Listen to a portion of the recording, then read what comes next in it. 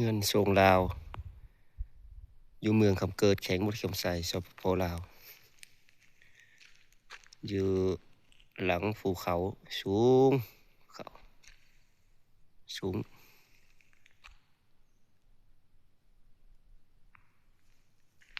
มันเป็นสถานที่ท่องเที่ยวแต่ว่าเก่าแล้วหยุบแล้ว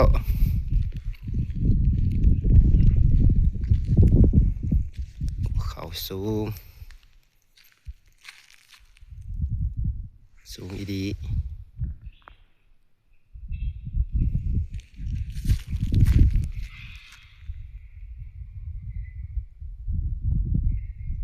ภูเขาอ้อมหอบ